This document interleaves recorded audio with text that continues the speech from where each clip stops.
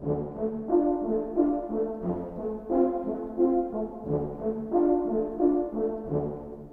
often heard saying in the big city of Chicago states that whatever the temperature in the city, it's always cooler by the lake. That's Lake Michigan, of course. But when night falls in the Windy City and millions of lights come on, some locals claim that it's also darker by the lake. Oh, it's not about any lack of illumination.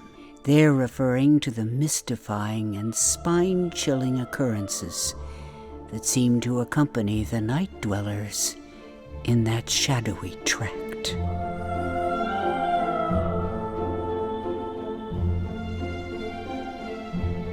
This is Darker by the Lake, a new mystery and suspense series adapted from the pages of vintage pulp magazines. Tonight's play, Leave It to the Little Ladies.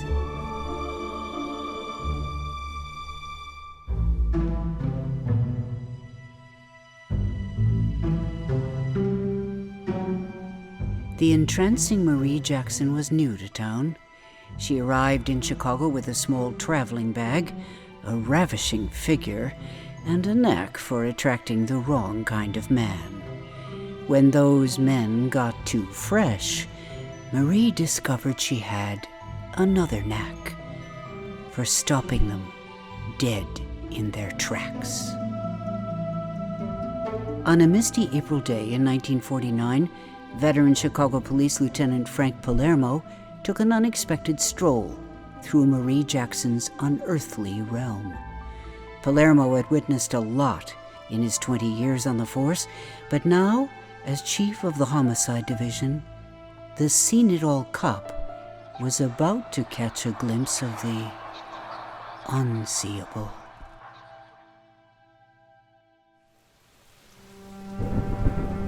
The morning after a Southside bartender by the name of Al Romano was bumped off, my day got off to a bad start. For one thing, it was raining. Hard. For another, the chilly spring air fired up my gallstones, making my gut feel like my wife's pincushion. To top it all off, my secretary, Doris, called before I left the house, something she only did to sound the alarm about a screwy case. It was the Romano homicide. There were some peculiarities about it, she said. What kind, I asked. Detective Sawicki needed to talk to me, she said. Anna Sawicki. She was the highest-ranking female detective on the force, and she had a way of getting shady ladies to confess. If she wanted to talk to me, something was percolating.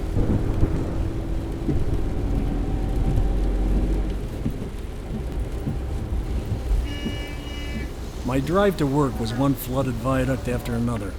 I would have made better time in a canoe. I had the police radio on, but heard no talk about the Southside Tavern. I pulled into the parking lot at 11th and State, Chicago Police Department headquarters, and made a run for the back entrance. But as my shoes soaked up water by the gallon, I heard footsteps behind me, and the sound of what might have been, I don't know, kids laughing. I turned to look, but no one was there. I thought maybe the blood wasn't reaching my head too good, and I sprinted into the building like DiMaggio headed for home plate. Just as I came in, the elevator door was closing. So I ran up the stairs to my office in the Homicide Division, leaving a trail of water that even a Northside detective couldn't miss. Doris was at her desk and spotted me coming. She had an exasperated look on her face, and the door to my office was open. Good morning, Lieutenant. Someone in there? Lieutenant, I tried to stop him. Who? Connolly. I slammed into my office to find the star crime reporter for the Chicago Daily News sitting on the windowsill, his overpriced wingtips resting on my chair, dripping a neat little puddle on the seat. In his hands were my daily case reports. Well, if it isn't the late Frank Palermo. Judson Connolly. Rain make you tardy? And here I thought my day couldn't get any worse. Aw, Sonny, you're all wet. Get your grimy feet off of my chair and get out. Now, Sonny, don't get steamed just because you're a little damp. Get out. What's eating you, old man? Rain got your gallstones palpitating? My stones are none of your business, and what's eating me is your unwanted and uninvited presence in my office. I said get your feet off of my chair. Okay, Sonny, no need to get physical. Relax. Here, I'll dry off the old naga hide while you check your hat and coat. Tell me, what's new in town? What's new? How about the arrest of a smug Lothario for unlawful conduct? That would be sensational, wouldn't it? But given your jammy connection to the police commissioner, I'd be the one thrown in the slammer. So as far as you're concerned, there's nothing new here. But, Sonny, you know your work always intrigues me. Listen, Casanova, the only thing that intrigues you is you. And your local notoriety as the playboy of the Daily News. Some people even say you're dashing. But me, I don't see it. Now get out. The dashing Playboy has a noon deadline for the late edition, and I'd like a titillating scoop involving a Southside barmaid who apparently iced her boss. Sounds like front page banner stuff. Come on, Sonny, what do you know? What I know is, I don't like your attitude, I don't like your blabby mouth, I don't like your imitation Errol Flynn mustache, and I definitely do not like the sight of finding you in my office with confidential police reports in your hand. Even if your brother-in-law, the police commissioner, doesn't mind, I do. So as to not risk my job, I politely request you leave me to my work and go back to the press room and say, where are your fellow homicide hounds anyway? Oh, they caught scent of a domestic squabble on the north side. Oh, they're chasing squabbles now. And a newly minted widow. Oh, you rebuffed a grieving widow? Look, Sonny, you're absolutely right. I shouldn't use my sister's opportune marriage to my advantage, and I had no business going through your reports. Besides, there isn't one there that's any good. Any good for your grotesque column, you mean? You call it grotesque? I call it informational. That's the mission of the Daily News, you know? Don't you want all those law-abiding readers apprised of how you're guarding them from a potentially dangerous but maybe comely young murderess? Connolly, I know you think of me as just another moron flatfoot, but if you also think I'm here to aim your antenna toward an available skirt... Now, old man, I don't personally like homicidal dames, but my readers do, and I have a reputation for delivering what my female followers want. And a reputation for following women who deliver what you want. Now, Sonny, that's tasteless. I happen to worship women, the right kind, of course. Then go write a romance column. Now, before I do something that would definitely make the afternoon papers, I suggest you... Okay. But a reliable source in the 7th District says the preliminary report on the tavern murder includes, kooky twists. And if Anna Sawicki is on the case, which I hear she is, she'll get the goods from that suspicious barmaid. Let me read the report and decide what's kooky It's not in the folder yet, which seems unusual. Why doesn't the crackerjack crime fighter Frank Palermo have a sensational overnight report waiting for him on his desk? When I get it, you'll be the last to know. And if I ever find you in here again, I will break All right, Sonny. I'll take your suggestion and show myself out. I'll go pay a visit to the top cop, my relation by marriage, as you pointed out, who has more respect for the Fourth Estate. Give me a ring if anything comes up. Here's another suggestion for the Fourth Estate. And don't come back! You active duty son of a... Connolly, if that's you again, I am gonna throttle... Oh, Lieutenant, it's me. I'm sorry, but I didn't want to bring this report in while he was here. Doris, if that conceited inkslinger comes back, I authorize you to call the police on him. Lieutenant, you know I couldn't do that. He's so dashing. Yeah, so I've heard. This the tavern homicide report? Yes, sir. Detective Sawicki brought it over first thing this morning. Like I mentioned on the phone, she's anxious to talk to you. Do you know why? She wouldn't say. Except... Well, Lieutenant, she said that... Well... She said the suspect has a screwy story. Screwy, kooky. What am I supposed to make of that? Oh, Lieutenant, I didn't mean anything by that. No, of course not. Sorry for flying off the handle. It's just... That stiff-necked yarn peddler raised my blood pressure on a day my stones are on fire. Your what? Never mind. Is the barmaid downstairs? Yes, sir, in the detective bureau. Any other detective on the case? Detective Hernandez. Ah, great. Both good investigators. And, Lieutenant, the state's attorney's office has called twice already this morning. When they call again, as I'm sure they will, tell them we are doing fine, thank you, and we'll be in touch. I need to see Sawicki. This riddle is starting to annoy me.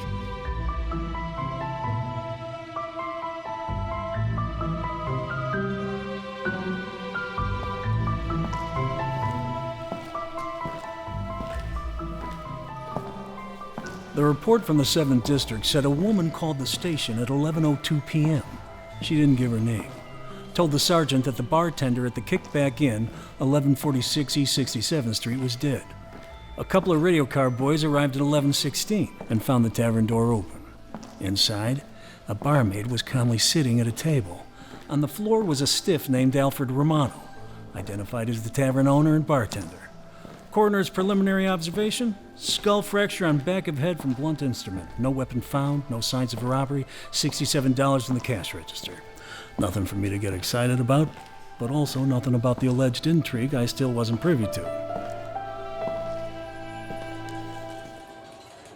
When I got to the detective bureau, Sawicki and Hernandez were in interrogation room 1 questioning the barmaid. Through a cigarette soot-covered window, I saw her. She looked like a country kid who just arrived in the big city. Her nose was freckled, her eyes a clear, innocent blue, honest-looking and very, very pretty. From her ankles to her neck, her lines were long and slinky. She wore a loose, medium-length skirt. For my comfort, I'm glad it wasn't tight. Between her trembling index and middle fingers, she massaged a cigarette from where a thread of smoke drifted up like a delicate rope that could lasso a hapless chump. She was quite a dish, but looked like a scared kid. I wanted to send her back to school. She caught sight of me, and so did Sawicki, who came out to give me the lowdown. Morning, boss. You saw the report? Yeah, what's her story? Marie Jackson, 23, came to town from downstate 3 months ago. Why? Not very clear. Says she doesn't have family here, doesn't know anyone. Lives at 66th and Dorchester, a rooming house. Started working at the bar about 2 months ago. Said the bartender was a creep, always making moves on her. Any history on the victim? He lived alone near the joint. Did a couple of 60-day stretches for assault and battery. Potential alibi for her. Yeah, but she claims she didn't do it. And you believe her? Not sure yet. Sawicki, you are losing your touch. By this hour of the morning, you have dames like that pleading for mercy and understanding.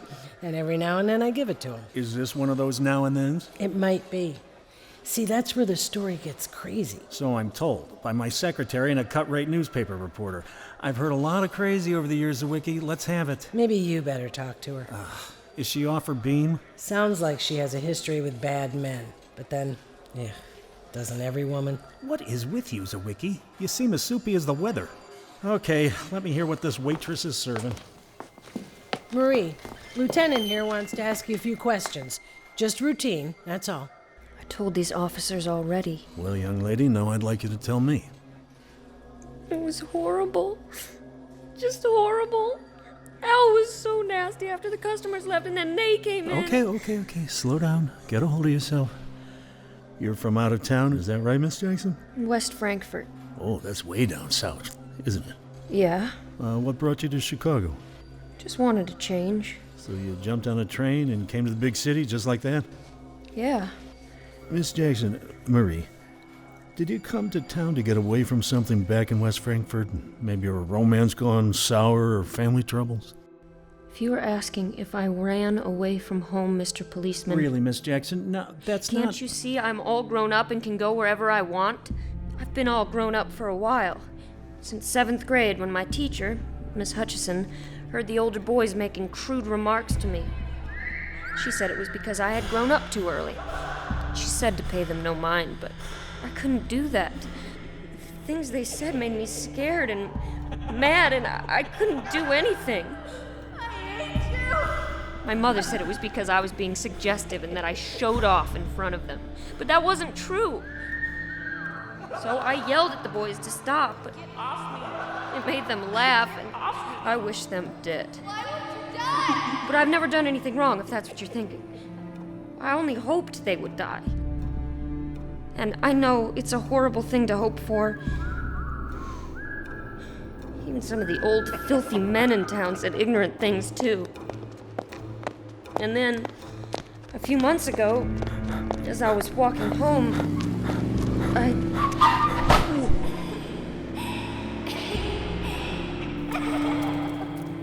I just decided to come here, and I did.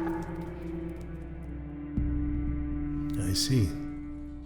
I understand you're staying in a rooming house? Yeah, it's okay. I rent by the week. And then you got a job at the tavern? At first it was all right, and then it all started happening again. And this time it was Al, always trying to get fresh. He was the owner and night bartender, the one who was... Found dead at the tavern last night. Yeah. See, there was always some customers around until closing, but not last night. Last night business was bad, and the last customer left about 10 o'clock, and... And what? I couldn't keep him away. I tried to, but I couldn't.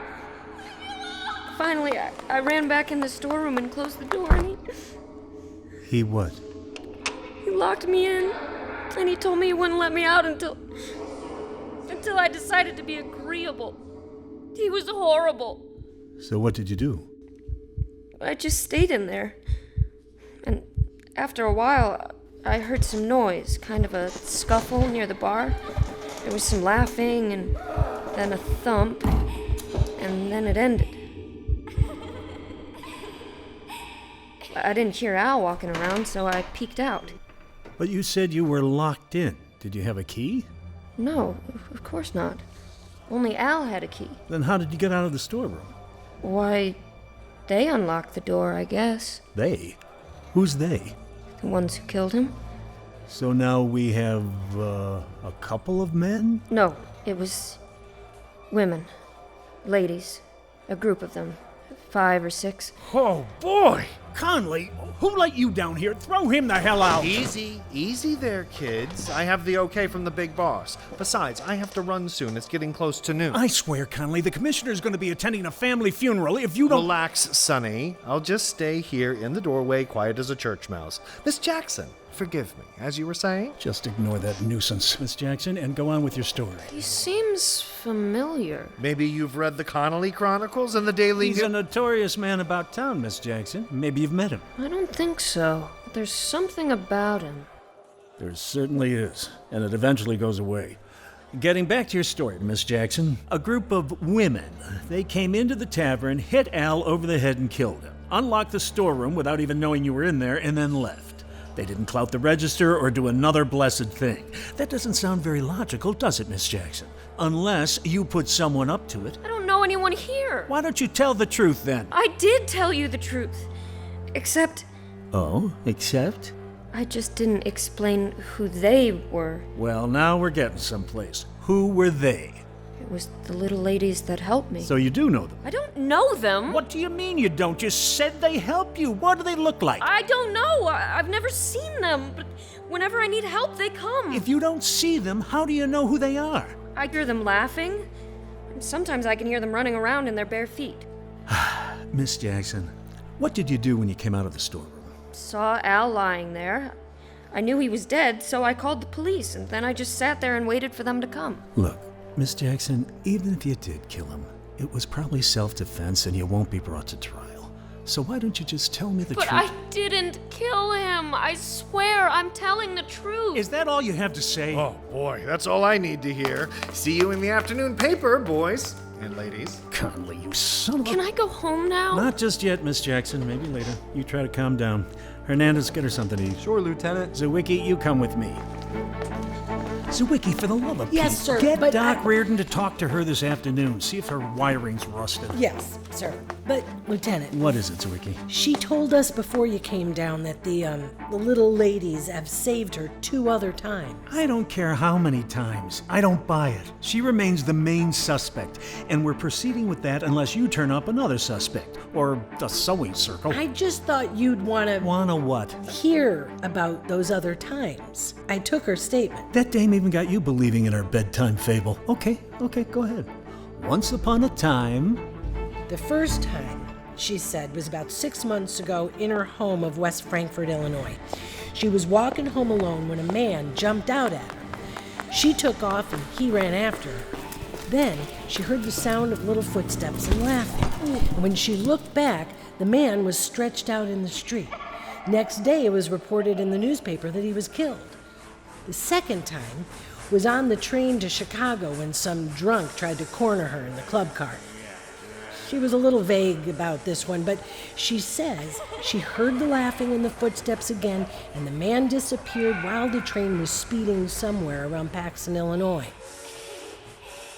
Sawicki, could it be, might it be, we have a wicked witch on our hands? Lieutenant, Her stories got me thinking of my mother telling me about the wee folk. Come on, Sawicki. Is Froggy the Gremlin going to be part of this story, too? I know. It sounds crazy, Lieutenant, but my mother used to tell me of the Beginki and the Rizalki, women who were drowned for their supposed sins.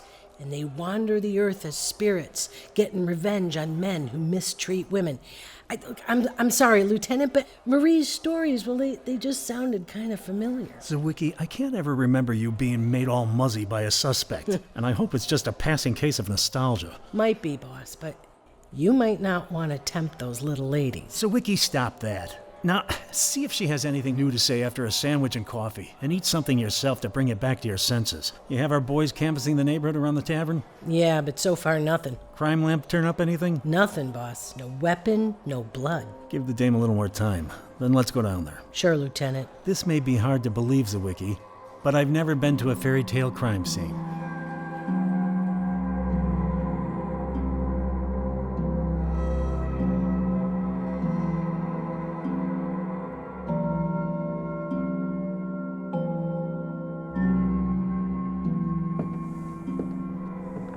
As days go, this one wasn't one for the books.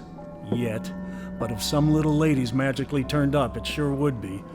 And then I suddenly remembered that laughing I heard coming into headquarters this morning. Maybe it was those little women. I shook my head and wondered if I might be going crackers myself. I decided that maybe it was time for a vacation with the wife to rest my stones. I went back to my office and started catching up on some far less screwy cases. And no sooner had I started when a pest who could lead me to my first rap sheet made an encore appearance. What a dame! Did you see her give me the eye, Sonny? No, I didn't see that, and I don't need to see you either. I'm busy. Get out. Already filed the story, and what a story afternoon lead. She's quite a number, huh, Sonny? You gonna release her? When I find those little ladies, she can go. Let me know when she's sprung. I want to snag, shall we say, an intimate profile. If you're not careful, lover boy, your tabloid will be running a lead story about you. Reputed lady killer killed by lady of ill repute. Huh? Clever, Sonny. But she gave me the come on, and I know how to unscramble that kind of dame. Gotta run. Got more angles to explore. Stay away from her, Connolly. I mean it. Doris? Yes, sir. I'm sorry. I tried to stop him, but Never mind. I need you to send a couple of wires. Yes, sir. To who? Police chief in West Frankfort, Illinois. Ask about an apparent homicide about 6 months ago. Happened on a street. Can't be that many homicides in an overgrown chicken ranch like that. Then one to sheriff of Ford County. See if there was an incident about 3 months ago involving a man on a train somewhere around Paxton. Is that all, Lieutenant? No. If Connolly comes back, shoot him. Lieutenant! Shoot him an angry look, Doris. What do you think I meant? Oh, goodness. I'll send these wires right away. Palermo. Lieutenant, Dr. Riordan here. Okay, Doc, tell me, is she Bugs? Oh, that's some girl, Lieutenant, some girl. Now, if I were younger and single again... Riordan, I need your professional view, not some old wolf's dirty thoughts. She's as sane as you are, Lieutenant. Sane? What about the little dames? The ones she says come to help her. Did she tell you about them? Of course she did. Perfectly normal. Perfectly normal? Riordan, I'm starting to think you are one depraved quack. Lieutenant, don't you ever think about having an angel on your shoulder? Maybe sometime when you've had a close call. What the devil does that have to do with the girl? It's the same thing. She believes someone from the other world protects her. Just a harmless fantasy, Lieutenant, is all I'm saying. We all have them. She's perfectly normal. What I can't tell you is if she killed that bartender or someone else did. Okay, goodbye, Lieutenant, and good luck. So the brain mechanic for the Chicago Police Department concluded Marie Jackson had all her marbles. Then maybe it was just a matter of time until we got the truth out of her. Or maybe the neighborhood campus would turn up someone else. About a half hour later, more information did come in. Yeah? Just got word back from West Frankfort. Should I read it to you? Hope it's not another bedtime story. No record such case. Stop. Only violent death around time you mentioned was automobile hit run. That it? Yes, sir. For another nickel, he could have at least said many happy returns. Our little barmaid is either cooking up yarns or, Lieutenant? Or a car full of vindictive ghost ladies may be responsible for vehicular homicide in Frankfort, Illinois. Nothing yet about the Paxton incident? No, sir. Okay, call up Sawicki and Hernandez. Tell them we're heading down to the tavern to look for small footprints, I suppose. Oh, Lieutenant, they left word. Said they were leaving to talk to some witnesses and would meet you there. Witnesses? Call me on the police radio when you hear from Ford County. The day was flying by, and I still had other work on my desk. But this tavern homicide, or whatever it was sure to eat up the rest of the day. Breakfast was 8 hours ago, and my head was as empty as my stomach.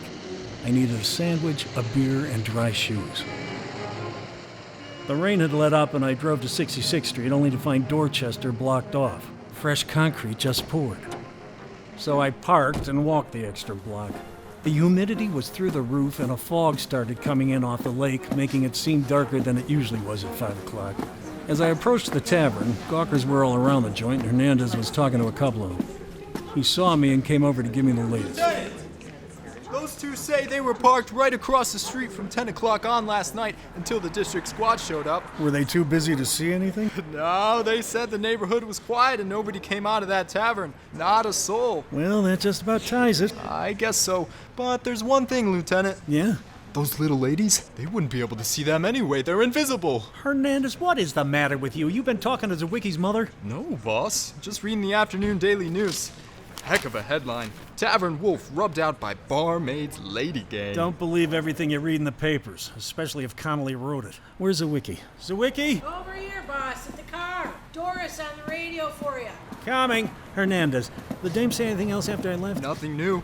And the neighborhood canvas only turned up that couple. Maybe my secretary is doing better detective work than the two of yous. Okay, Sawicki, let me talk to her. She got word from the sheriff in the Paxton case. Doris? Yes, Lieutenant? What's the word from Paxton? It's not a barn burner, Lieutenant. All right, let's hear it. Apparently, you refer to death of Elroy Stenson. Stop. Died in fall from train while intoxicated. Stop. We have witnesses. Stop. Thanks for your interest. Thanks for your interest. My pleasure, Sheriff. Anything else, Doris? State's attorney's office called again, and I told them, fine, thank you, call later. And, the coroner phoned, said his deputy was going to the tavern to look around. When? Didn't say. He's inside the tavern now, boss. Why didn't you say so while I stand here listening to a singing telegram from a hayseed sheriff?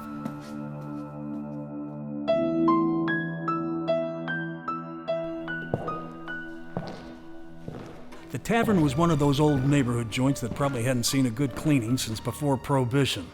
It smelled of bourbon and 10,000 cigars. The bar itself had a brass rail around it, and at one end, a buggy-eyed bald man was taking a close look at a particular spot. You at the coroner's office? Murray Schechter, Cook County Deputy Coroner, Officer... Lieutenant Palermo. Lieutenant, apologies. When I talk to the police, I get nervous. You have an autopsy report yet? Yeah, sure we have, Lieutenant. It'll be on your desk in the morning. The morning? I'd like it, let's say, now. Something gone wrong? What's the heat? The heat is I got a pin-up in the lockup who's distracting the boys at headquarters while I try to figure out if she took out her boss in self-defense or because she's a killer as well as a looker. I see, Lieutenant. Well, let's see. Let me see. Yeah, just so happens. Oh, you just so have the autopsy report right here in my coat pocket.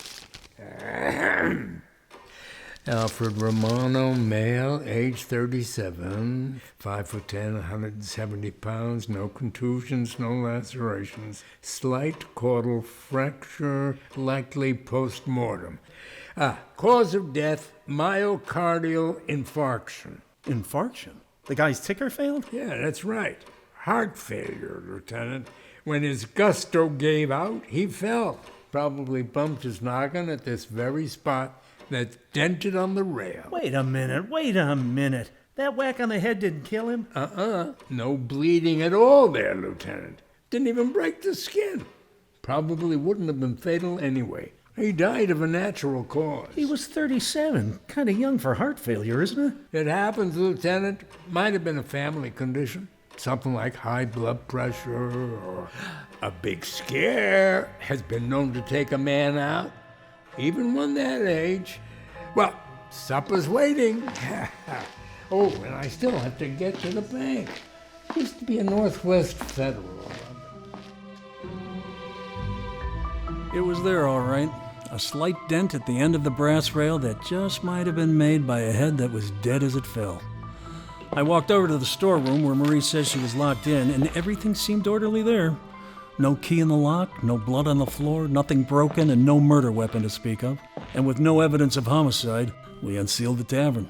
For what, I don't know, since the owner was deceased. We done with the girl, Lieutenant? For now, Sawicki. Call headquarters and tell them to release her. Have 7th District make a spot check on her in the morning, just in case something turns up. Seems like one lucky lady, Lieutenant. Lucky 3 times. I don't like coincidences, Sawicki. I'm heading back to headquarters. I called my wife before I left the tavern and told her not to expect me for dinner. It was nearly 8 o'clock when I got back to 11th and State, and I was bleary-eyed and bushed. As I walked into headquarters, the face I least wanted to see was walking out. So, you tried to hold out on me, huh, Sonny? This is a hot one. You got your story, Connolly. Go find yourself a different skirt, wherever it is you prowl at night. Was supposed to have a date with a dish named Nancy, but had to break it off because there's a bombshell barmaid on the loose. And what makes you think that? Boys in the radio room said you ordered her released about an hour ago.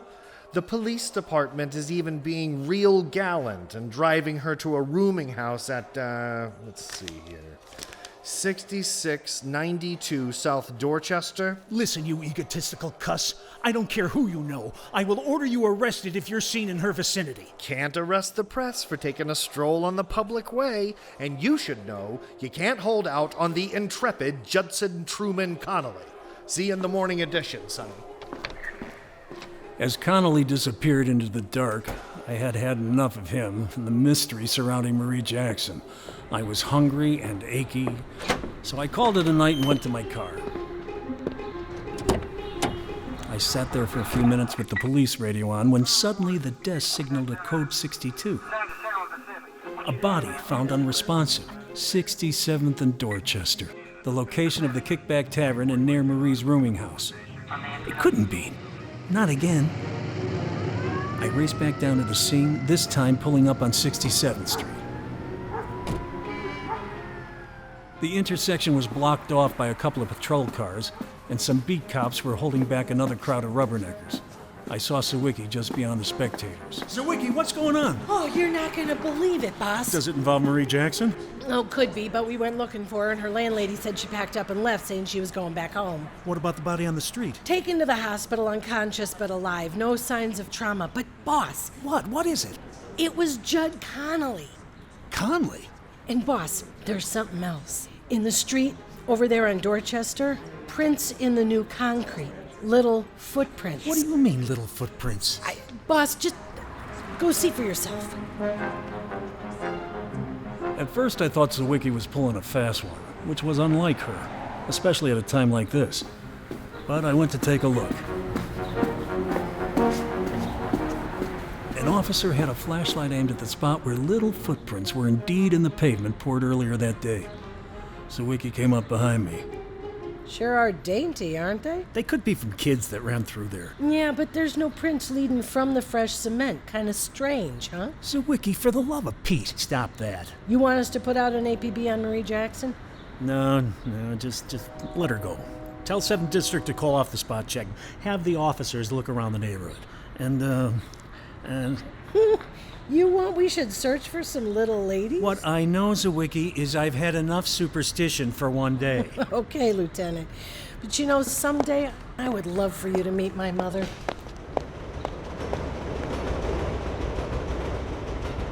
Sawicki gave me a sly wink and walked away.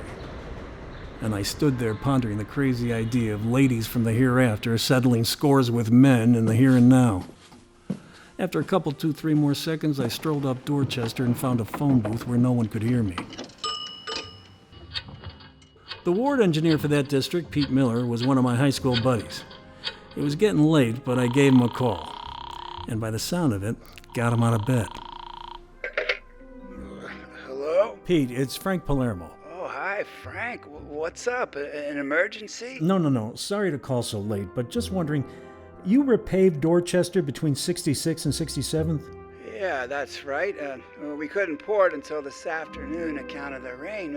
I saw some of your boys down there. Well, you're going to need some men to smooth it over tonight unless you want to redo the whole thing.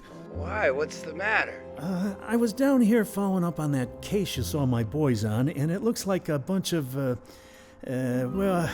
kids might have run through the concrete in their bare feet. I tell you, those kids, you never know what they'll pull next. No, you sure don't. You sure don't.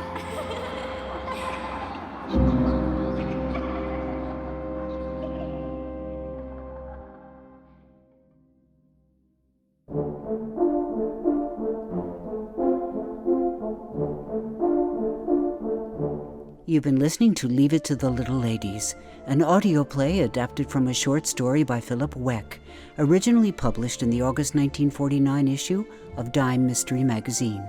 The cast included Matt DeCaro as Lieutenant Frank Palermo, Eric Slater as Judson Connolly, Felicia Oduh as Doris, Ray Gray as Marie Jackson, Hanna Dworkin as Anna Sawicki, and Daniel Mahrez as Joseph Hernandez.